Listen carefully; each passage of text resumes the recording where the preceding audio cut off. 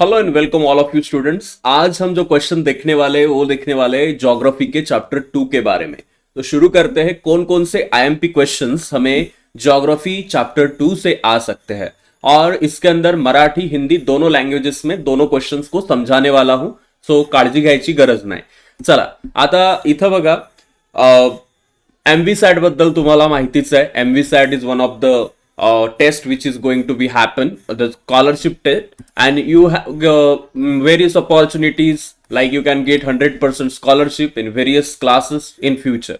So get fill this form. So याचे काही centres पण आहेत. Okay, so you have to see the centres which are closer to you. So anyway, starting with the chapter geography chapter second में जो पहला सबसे important सवाल है जिसको आप मोस्ट आईएमपी के अंदर डाल दीजिए, because this question is very much important for you. Explain about India Brazil in terms of location, extent and there differences. इसके अंदर हमें इंडिया का लैटिट्यूडनल, उसी के साथ लॉन्जिट्यूडनल एक्सटेंट बताना है, उसी के साथ ब्राजील का भी लैटिट्यूडनल एंड लॉन्जिट्यूडनल एक्सटेंट दोनों का आपको पता होना चाहिए. वो लोकेशन के अंदर आपको करना ही है. उसके बाद इंडिया कौन से कॉन्टिनेंट में है, तो एशिया कॉन्टिनेंट में आपको, और एशिया के कौन से पार्ट में है, तो साउदर्न मोस्ट पार्ट में आपको डालना है, साउदर्न पार्ट में. उसके बाद ब्राजील की बात पूछेंगे तो ब्राजील कौन से कॉन्टिनेंट में है, तो साउथ अमेरिका आपको पता होना चाहिए, साउथ अमेरिका कॉन्टिनेंट. तो अच्छे से प्रॉपर लोकेशन देना पहली जरूरी बात है. आपको थोड़े बहुत नंबर्स आपकी इधर उधर हो जाते हैं, रिसाइटिंग में नहीं आते अच्छे से, तो उसकी ट्रिक्स हमने क्लासेस में दी है. ओके, लेकिन आंसर प्रॉपर होना चाहिए इस क्वेश्चन का, क्योंकि ये अच्छे मार्क देने वाला एक प्रॉपर प्रीमियम क्वालिटी क्वेश्चन है. अब जो दूसरा क्वेश्चन है इसके अंदर वो है, what problems did Brazil and India face after independence. आजादी के बाद ब्राजील और इंडिया ने कौन कौन सी प्रॉब्लम फेस की. तो सबसे पहला प्रॉब्लम पता ही आपको, इकोनॉमी बेस होने वाला है. एंड देन आपको सोशल प्रॉब्लम्स डालने इसके अंदर, कौन कौन सी सोशल दिक्कतें दोनों देशों को आई, कैसे इन्होंने ग्रो किया, कौन कौन सी क्वालिटी की सरकार यहाँ पे थी, मिलिट्री थी, रिपब्लिक थी. You have to know all this things in very much proper manner. इसके बाद का जो सवाल है, international tourist are attracted towards Brazil. Brazil की तरफ इंटरनेशनल टूरिस्ट अट्रैक्ट होते हैं. क्यों होते हैं? क्योंकि इनकी सबसे पहले तो ज्योग्राफी इतनी प्रॉपर है कि यहाँ पे इतना अच्छा नेचर है. पहले तो बात बताई जाए, यहाँ पे अमेजोन रिवर है, अमेजोन जंगल है, और ऐसी ऐसी प्लेसेस है जैसे Rio de Janeiro. You have know कि यहाँ पे ज्यादातर फुटबॉल के लिए काफी ज्यादा जाना जाता है. तो people used to visit these places. Most of the international matches of football happen at that place, and various locations which are very much attractive, so that tourists get attracted to the Brazil. And this is one of the important question which we have to remember for the examination. Next is give geographical region. आपको इसका give reason तो है ही, लेकिन उसके अंदर है geographical region बताओ. The largest variety of flora found in Brazil. ऐसी कौन सी पेड़ पौधे की प्रजातियां है जो ब्राजील में बहुत ज्यादा पाई जाती है. तो ये आपको आना चाहिए. ठीक है, इसका हमने जब पूरा क्लास लिया है, इसका रिकॉर्डेड सेशन देखिए.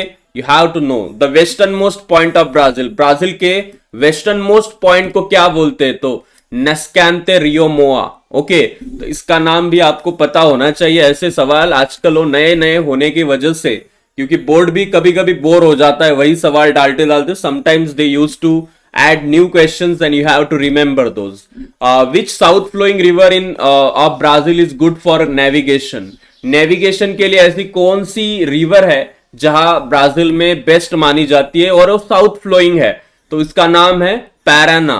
पैराना एक साउथ फ्लोइंग रिवर है, it is good for navigation in the Brazil. और नेविगेशन आपको पता होना चाहिए क्या होता है, because it is taught to you in the class. Is this sentence right और रॉन्ग, आपको ऐसा भी सवाल आ सकता है. Rewrite the wrong ones an equator passes through the northern part of Brazil. इन्होंने बोला एक सेंटेंस देखिए कि ये सही है या गलत है वो बताओ. अगर वो रॉन्ग है तो उसको फिर से लिखो. उनका कहना है equator passes through the northern part of Brazil. क्या ये सही होगा? अगर ब्राजील को आप इमेजिन करते हो तो बात तो सही है, नॉर्दर्न पार्ट से ब्राजील के जाता है. साउदर्न पार्ट ब्राजील का बात करें तो उसके नीचे हमें दिखता है Capricorn. So you can just go ahead and write and what are the things. आपको ये भी लिखना है कि इक्वेटर जाता है तो इक्वेटर की वजह से कौन कौन सी चीजें ब्राजील के अंदर होती है। ज्यादा बारिश होती है, सूरज की किरणें स्ट्रेट आती है तो टेम्परेचर ज्यादा आता है। ये सब चीजें आपको अच्छे से प्रॉपर पता होनी चाहिए। इन दिस सेंटेंस राइट और रॉन्ग, फिर से वही सवाल है, rewrite the wrong if it is the wrong। Pakistan is neighbouring country to the south east of India. इनका कहना है कि साउथ ईस्ट जो रीजन है इंडिया का, पहले तो इंडिया निकाल लेते हैं अच्छे से, ऐसे मैप निकाल लेना आप, मेरी ड्राइंग इतनी अच्छी है नहीं। तो आपको उन्होंने क्या बोला है कि साउथ ईस्ट, साउथ ईस्ट मतलब ये रीजन। क्या है साउथ ईस्ट रीजन में पाकिस्तान लगता है? हमें बिल्कुल नहीं लगता। तो नॉर्थ यहां पे, और ये कौन सा है पार्ट? ओके, यहां पे आपको नॉर्थ वेस्ट पार्ट होना चाहिए था। ठीक है, क्या होना चाहिए? नॉर्थ वेस्टर्न पार्ट में पाकिस्तान हमें लगा हुआ है। सो ये नॉर्थ ईस्ट जो इन्होंने दिया है, sorry north east, south east, ठीक है, तो ये इस साइड की जगह है, वो ईस्ट वाला पार्ट ये होता है, मैंने गलती से ये बोल दिया, बट ये वेस्टर्न पार्ट में है, नॉर्थ वेस्ट पार्ट में आता है। नॉर्थ ईस्ट में तो हमारी 7 सिस्टर्स आती हैं। उसके बाद अगला है, how are Brazil and India different from each other in terms of location.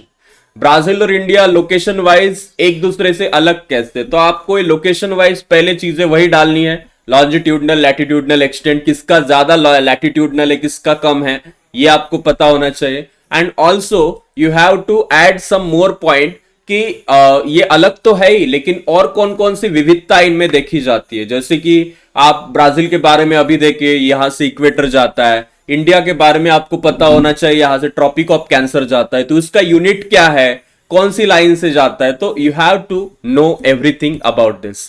Describe the latitudinal and longitudinal extent of India and Brazil. Again the question is repeated and the same answer, अक्षरुत्य, रेखारुत्य, विस्तार ब्राझीलचा माहिती पाहिजे आणि ते विचारतात, आणि हाच प्रश्न या चॅप्टर मधला खूप इंपॉर्टंट आहे।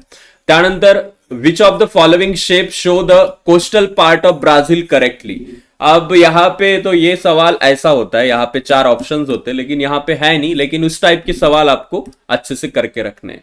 अब यहाँ पे imperial power which rule Brazil also rule the part of India, find out when that part of India achieved independence. Easy है, imperial power which rule Brazil also rule India. आपको पता है यूरोपियंस ने जैसे ब्राजील के ऊपर कब्जा किया, मतलब उनको वी कैन से ट्रेड के बहाने जाकर वहां पे उन्होंने जो लोगों को गुलाम बनाया, वैसा इंडिया में भी हुआ था। बस ब्राजील में आए थे पोर्तुगीज, इन्होंने यहाँ पे राज किया, और हमारे यहाँ पे किसने राज किया है? हमारे यहाँ पे जो राज किया है ब्रिटिशर्स ने किया है। ओके, और हमारे यहाँ पे 150 साल राज किया। और इसका कमेंट बॉक्स में बताओ कि पोर्तुगीज लोगों ने कितने साल राज किया है ब्राजील के ऊपर।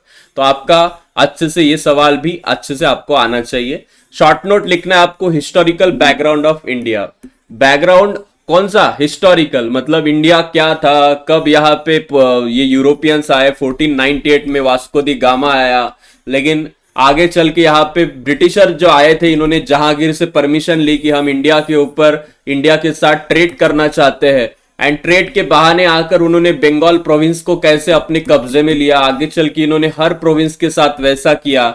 1857 का रिवॉल्ट हुआ, देन इन्होंने हमारे ऊपर राज किया। देन 15th ऑफ द अगस्त 1947 को हमें आजादी मिली, एंड जब हम आजाद बने तो हमारा एक पार्ट पाकिस्तान वो हमसे टूट गया। ओके, उसके बाद आप आगे लिख सकते हो कि इकोनॉमिक क्राइसिस से इंडिया गया, जब शुरुआत के उनके आजादी के बाद के हमारे दिन थे, and everything you have to write in very story based manner. और ऐसा ही ब्राजील के बारे में भी पूछा जाता है, दोनों के बारे में हाईलाइट करो historical background of India and Brazil.